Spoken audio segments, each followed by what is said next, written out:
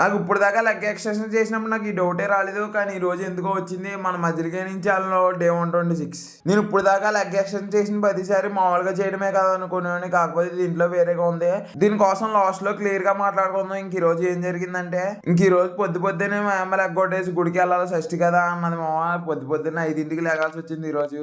నేను ఇలా పొద్దున్నే రెడీ అవుతుంటే ఏదో కింద అనిపిస్తుంది ఈ రోజు. నేను అంటే ఇప్పుడు దాకా నేను ఎప్పుడు ఎంత గమ్మునే రెడీ అవ్వలేదు పొద్దున్నే. అందులోకి కాలర్ డ్రెస్ వేసుకుని పొద్దున్నే రెడీ అవుతున్నానంటే ఏదో కింద అనిపించింది.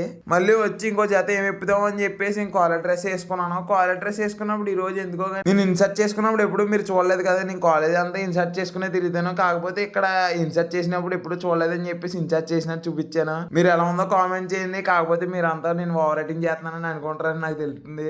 ఇంకా విషయం కోసం నేను వదిలేస్తే నీట్ గా రెడీ అయిపోయి గుడికి వెళ్ళాను. గుడికాడేమో లైన్ మామూలుగా లేదు. అందులోకి ఇది 100వ సంవత్సరం అంట షష్ఠి. మనం ఇలానే లైన్ లో ఉంటే మనకు పని అవదని చెప్పేసి ఇంకా అలా పక్క నుంచి వెళ్ళిపోయాను. ఏదో విధంగా దర్శనం చేసుకుని మామూలుగా వచ్చేసాను బయటికి వెంటనే. కానీ ఇప్పుడు అంటే ఎలా ఉంది కానీ నైట్ టైం అంటే ఇంకా చాలా మంది ఉంటారు జనం. ఇంక మామూలుగా ఉండదు, ఖాళీగా ఉండదు అసలు. నేను ఎప్పటికప్పుడు వెళ్ళి చూస్తాను, ట్రై చేస్తాను ఒక వీడియో తీయడానికి.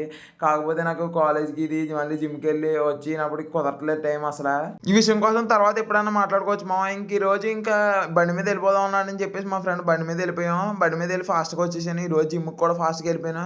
ఫాస్ట్గా వెళ్ళాను కానీ నాకు ఎందుకో కానీ ఈ రోజు జిమ్లో చెయ్యాలన్న ఫీలే రాలేదు. కాకపోతే వెళ్ళి ఏదో విధంగా మోటివేషన్తో వెళ్ళి చేశాను, పర్లేదు. ఈ రోజు ఇంక మనం వర్కౌట్ లోకి వస్తే లెగ్ షోల్డర్. నేను ఇప్పుడు దాకా ఎప్పుడు ఈ లెగ్ ఎక్స్టెన్షన్ అనేది మామూలుగా చేసేవాడిని కానీ నేను అబ్జర్వ్ చేసేవాడిని కాదు. అంటే దగ్గరికి పెట్టి చేయడం, మామూలుగా చేయడం అనేది.